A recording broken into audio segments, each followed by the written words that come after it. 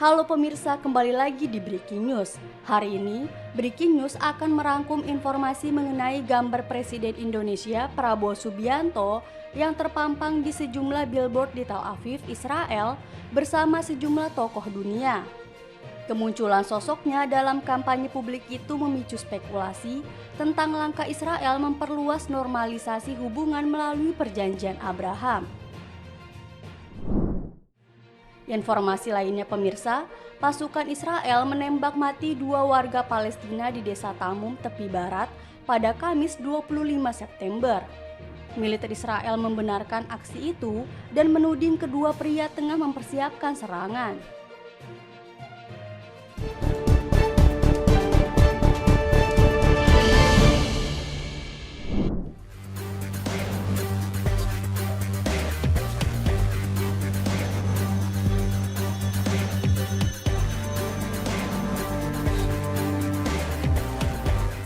Presiden Amerika Serikat Donald Trump dijadwalkan menerima kedatangan Perdana Menteri Israel Benjamin Netanyahu di Gedung Putih Senin 29 September.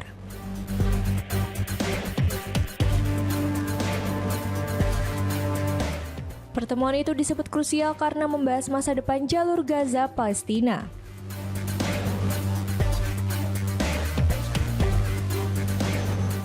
Trump mengklaim kesepakatan untuk mengakhiri perang hampir 2 tahun di Gaza, membebaskan sandera ditahan Hamas serta melucuti kelompok militan itu. Usai pertemuannya dengan para pemimpin Arab dan negara Muslim pekan lalu di New York.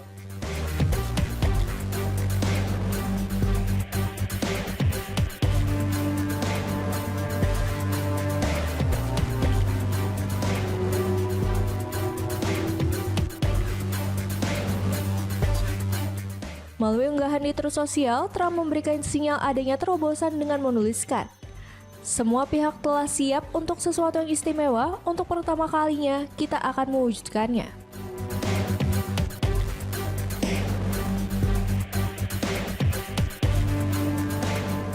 Namun Netanyahu masih menolak wacana gencatan senjata dan bersumpah akan menuntaskan pekerjaan melawan Hamas, serta menegaskan penolakannya terhadap pembentukan negara Palestina.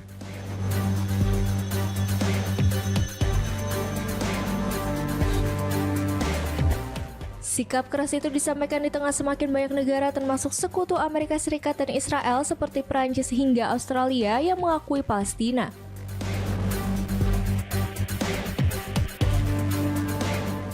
Netanyahu juga tetap melanjutkan operasi darat di kota Gaza yang memicu eksodus besar-besaran dan menewaskan ratusan warga Palestina dalam beberapa pekan terakhir.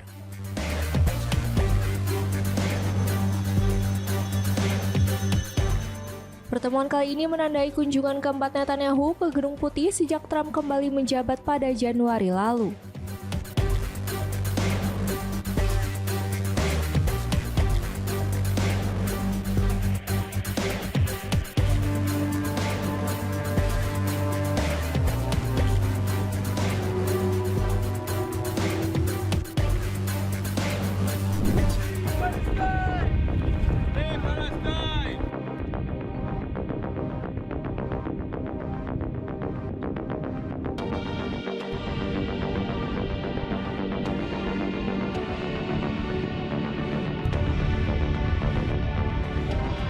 Ketegangan terus melanda wilayah Gaza, namun upaya kemanusiaan kembali muncul dari lautan. Armada Bantuan Internasional Global Support Flotilla atau GSF, mereka menyatakan akan tetap berlayar menembus blokade laut Israel. Meski telah mendapat peringatan dan imbauan dari pemerintah Italia untuk mempertimbangkan solusi kompromi, bagi mereka ini bukanlah sekedar misi untuk berlayar, tapi bentuk solidaritas terhadap penderitaan rakyat sipil di Gaza. Armada yang terdiri dari sekitar 50 kapal sipil ini sebelumnya sempat mengalami serangan di perairan internasional sekitar 30 mil laut dari Pulau Gavdos, Yunani. Drone tak dikenal menyerang kapal dengan menjatuhkan granit dan juga bubuk gatal yang menyebabkan kerusakan ringan meski tak ada korban luka. Penyelenggara GSF menuding Israel ada sangkut paut dalam serangan tersebut meskipun belum ada tanggapan resmi. Israel di sisi lain menyatakan akan melakukan apapun untuk mencegah kapal-kapal ini mencapai Gaza. Presiden Italia, Sergio Mattarella, sempat menawarkan jalan tengah dengan mengusulkan agar bantuan diserahkan di Siprus dan didistribusikan oleh pihak gereja Katolik melalui Patriarkat Latin Yerusalem. Namun, penyelenggara GSF menolak usulan itu. Mereka ingin menyampaikan langsung bantuan Gaza sebagai bentuk empati nyata, sekaligus simbol bahwa dunia tidak boleh menutup mata terhadap tragedi kemanusiaan yang terus berlangsung. Di atas kapal-kapal kecil yang mengarungi perairan Yunani, para aktivis dan relawan menaruh harapan agar misi ini tiba dengan selamat.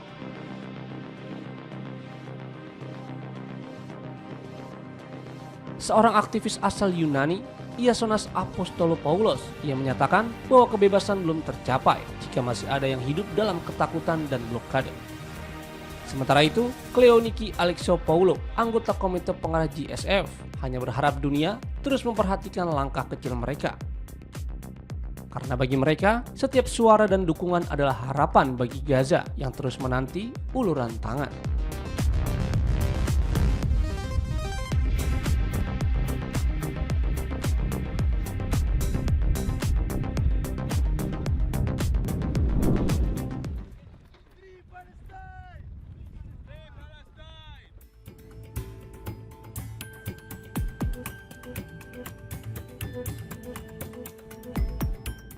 Penyelenggara Armada Bantuan Internasional Global Sumut Flotilla menegaskan akan tetap melanjutkan upaya menembus blokade laut Israel di Gaza. Meski Italia meminta mereka menerima usulan kompromi dan tidak mengambil risiko lebih jauh.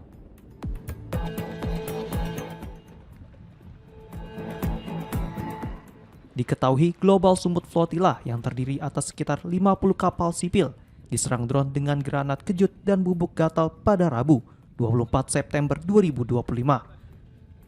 Saat berada di perairan internasional 30 mil laut atau 56 km dari Pulau Gavdos, Yunani. Tidak ada korban luka, namun sejumlah kapal mengalami kerusakan.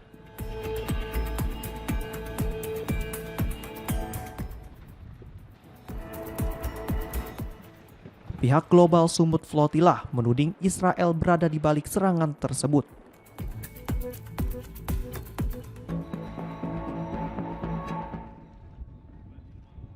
Sementara itu, Israel tidak memberikan tanggapan, tetapi menegaskan akan menggunakan segala cara untuk mencegah armada itu mencapai Gaza.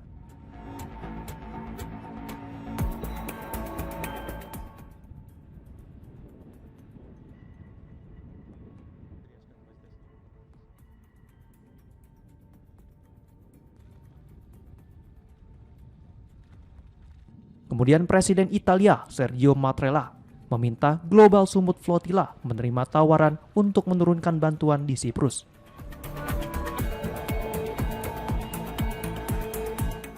Dan menyerahkannya kepada Patriarkat Latin Yerusalem dari Gereja Katolik untuk didistribusikan di Gaza. Israel mendukung opsi itu, namun pihak Global Sumut Flotilla menolak.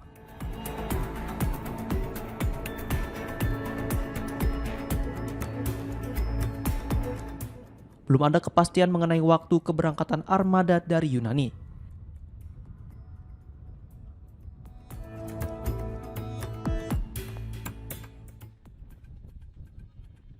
Salah satu kapal utama mengalami kerusakan mesin, meski penyelenggara memastikan pelayaran tetap dilanjutkan. Pemerintah Yunani menyatakan akan menjamin keselamatan armada selama berlayar di wilayah perairannya sebelum kembali menuju laut internasional. Armada ini menargetkan tiba di Gaza awal pekan depan.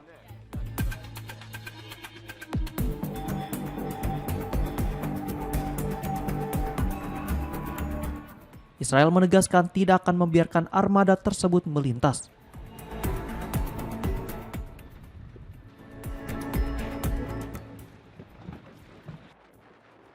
Sementara itu, aktivis Yunani Iasonas Apostolopoulos yang berada di salah satu kapal yang berlabuh di lepas pantai Koufonisi dekat Kreta menyerukan dukungan agar armada bantuan bisa mencapai Gaza dengan selamat.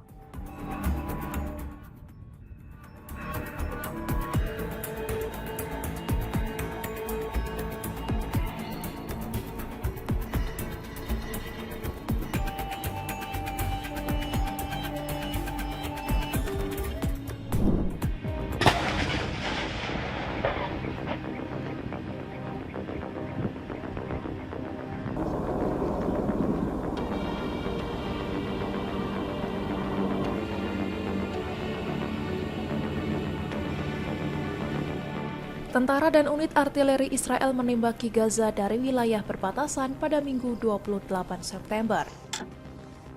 Tank-tank Israel masuk lebih jauh ke distrik permukiman kota Gaza, sementara otoritas kesehatan mengaku kewalahan merespons puluhan panggilan darurat. Dalam 24 jam terakhir, Angkatan Udara menyerang 140 target militer di Gaza, termasuk militan dan infrastruktur militer. Sedikitnya 5 orang tewas dalam serangan udara di Al-Nasser, ditambah 16 korban lain di Gaza Tengah, sehingga total korban tewas mencapai 21 orang pada hari itu. Sebelumnya, rumah sakit besar di kota Gaza juga menjadi sasaran serangan dan kini berada dalam tekanan berat. Rumah sakit Al-Shifa, fasilitas medis terbesar di Gaza, menjadi pusat perawatan bagi warga di tengah meningkatnya serangan Israel. Namun, keberlangsungan rumah sakit terancam akibat persediaan bahan bakar menipis dan tank-tank Israel yang semakin mendekat. Kemajuan pasukan Israel memblokir akses ambulans dan warga menuju Al-Shifa. Meski demikian, staf medis tetap bekerja keras merawat korban di tengah kondisi yang semakin genting.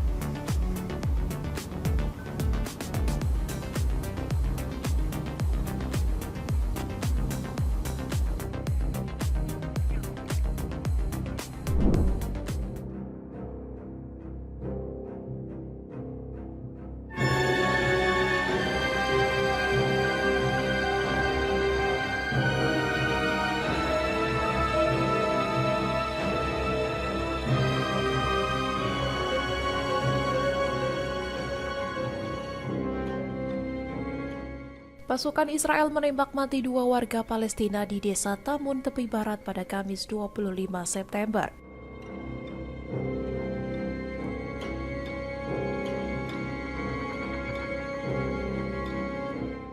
Militer Israel membenarkan aksi itu dan menuding kedua pria tengah mempersiapkan serangan.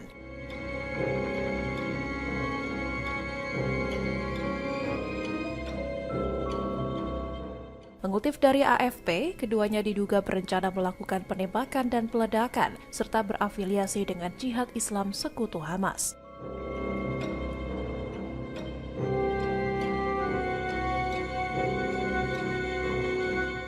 Pasukan Israel mengeksekusi keduanya setelah mengepung bangunan tempat mereka berlindung.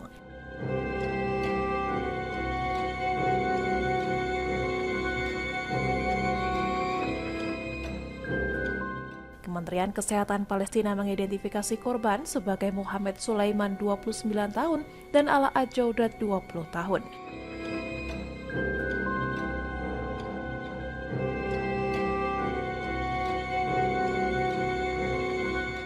Jenazah kedua pria itu masih ditahan oleh pasukan Israel.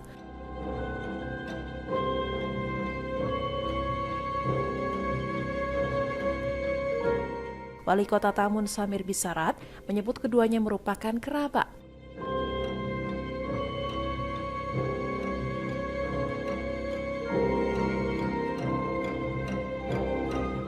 Mereka tewas di sebuah rumah di timur desa.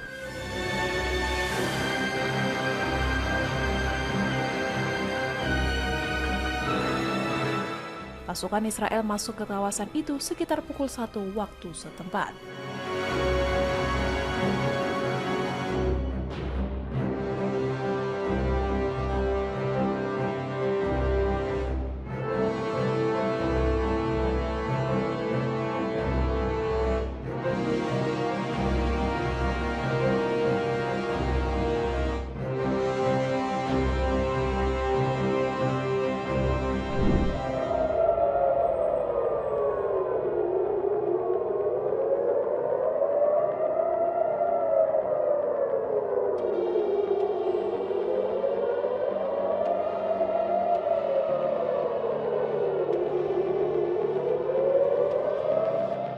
Sirene berbunyi di Tel Aviv pada Senin pagi 29 September setelah sebuah rudal diluncurkan dari Yaman dan berhasil dicegat, kata militer Israel.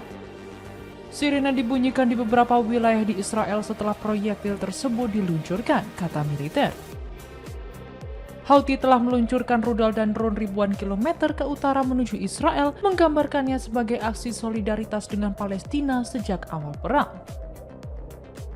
Pemimpin Houthi Yaman Abdul Malik al-Houthi pada hari Minggu 31 Agustus mengatakan serangan terhadap Israel akan terus berlanjut dan bersumpah untuk meningkatkan eskalasi setelah serangan Israel yang menewaskan Perdana Menteri dan beberapa menteri pemerintahan Houthi.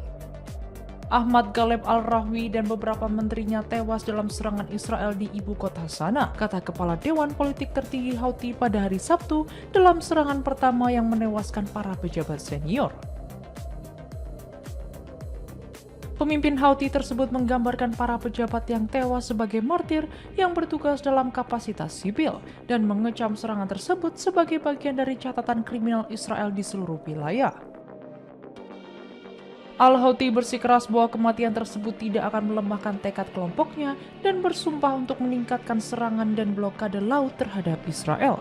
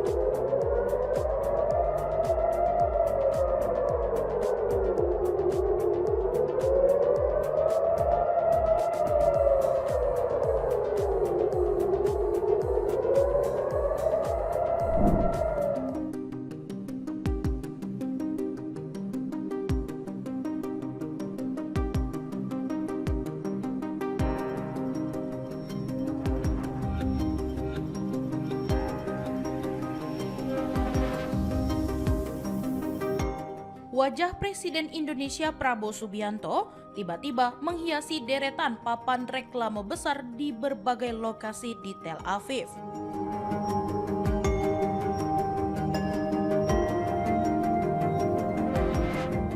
Dalam tayangan visual tersebut, Prabowo tampil berdampingan dengan Presiden Amerika Serikat Donald Trump, Perdana Menteri Israel Benjamin Netanyahu, Presiden Otoritas Palestina Mahmoud Abbas, serta beberapa pemimpin negara Arab lain.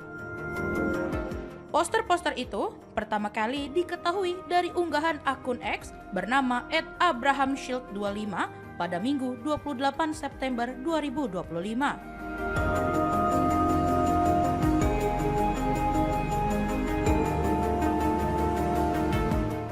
Akun yang dikenal sebagai pendukung perjanjian Abraham itu membagikan foto billboard dengan tajuk Israel Say Yes to Trump Plans atau Israel setuju dengan rencana Trump.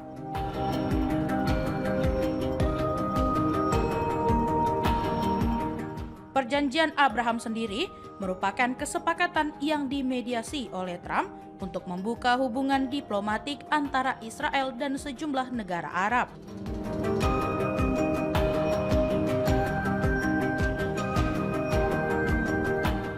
Dalam unggahannya, akun tersebut menyebut koalisi Israel untuk keamanan regional tengah menjalankan kampanye billboard nasional.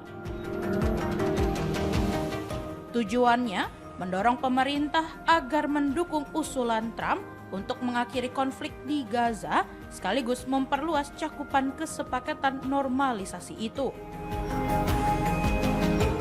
Figur yang ditampilkan dalam kampanye meliputi Trump, Netanyahu, para pemimpin Arab moderat, Mahmoud Abbas, serta Presiden Indonesia sebagai simbol dukungan atas gagasan tersebut.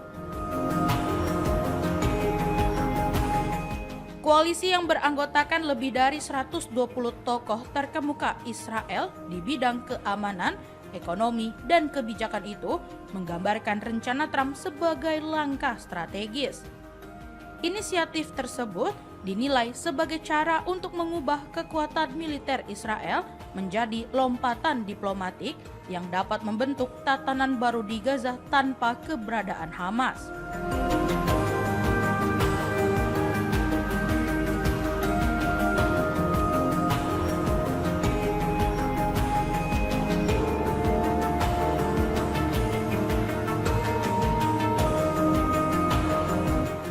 Kemunculan Prabowo dalam kampanye publik ini dipandang sebagai manuver politik Israel untuk mendorong perluasan hubungan diplomatik dengan menggunakan citra pemimpin Indonesia sebagai bagian dari pesan internasional mereka.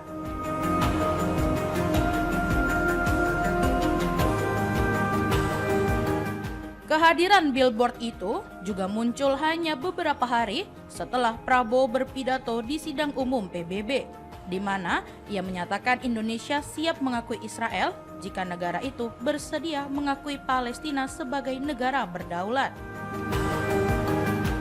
Pernyataan tersebut kemudian ditanggapi oleh Netanyahu yang turut menyebut nama Prabowo dalam pidatonya di forum yang sama. Hingga kini, Indonesia masih belum menjalin hubungan diplomatik dengan Israel dan tetap tidak mengakui negara tersebut.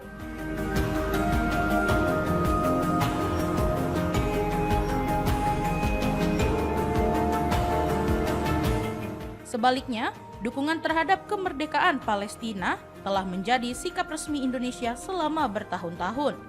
Israel selama ini berusaha menjalin hubungan dengan negara-negara berpengaruh di dunia Islam, termasuk Indonesia dan Arab Saudi. Namun, langkah itu terhambat karena penolakan Tel Aviv terhadap solusi dua negara dan ketidaksediaannya mengakui kedaulatan Palestina.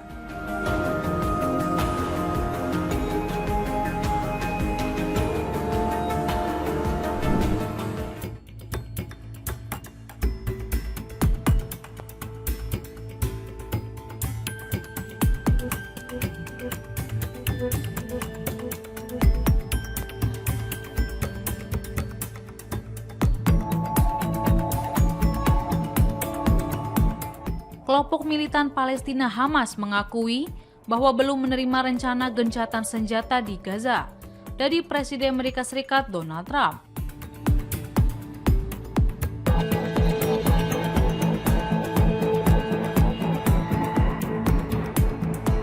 Pernyataan Hamas itu muncul setelah surat kabar Israel Haaretz mengutip sumber yang mengatakan Hamas telah setuju untuk membebaskan semua sandera Israel yang ditahan. Imbalannya adalah pembebasan ratusan tahanan Palestina dan penarikan pasukan Israel secara bertahap berdasarkan rencana Trump.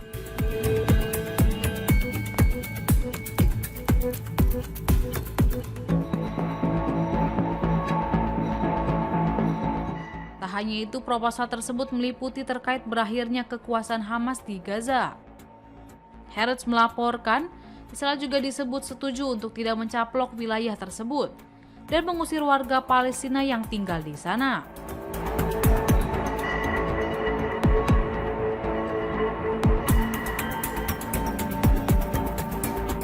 Sebelumnya, Trump mengatakan kepada wartawan, hampir mencapai kesepakatan mengenai Gaza.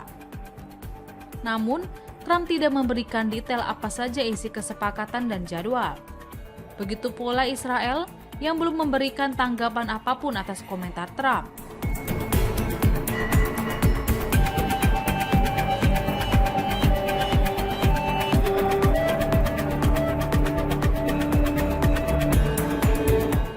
Trump dijadwalkan akan bertemu dengan Perdana Menteri Israel Benjamin Netanyahu pada hari Senin. Netanyahu merupakan sosok pemimpin koalisi pemerintahan sayap kanan garis keras yang menentang diakhirinya perang di Gaza hingga Hamas dihancurkan.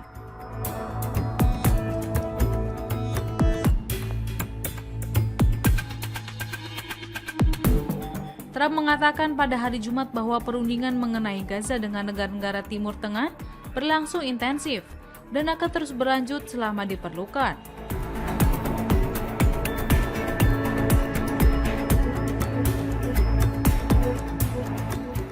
Utusan khusus Trump Steve Witkoff mengatakan bahwa Presiden Amerika Serikat telah menyampaikan proposal kepada para pemimpin beberapa negara mayoritas Muslim.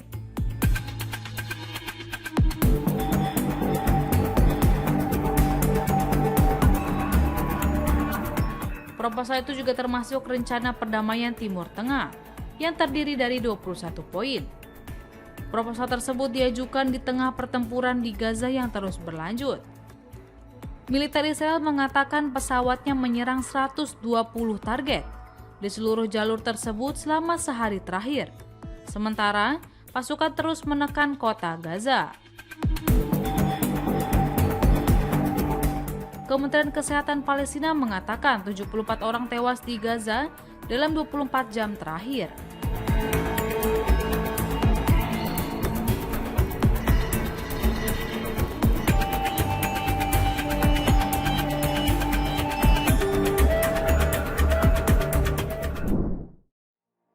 Demikian informasi yang dapat kami sampaikan pemirsa. Terima kasih telah bergabung bersama kami. Sampai jumpa di Breaking News berikutnya, setiap hari pukul 6 malam hanya di kanal YouTube TV One Newscom.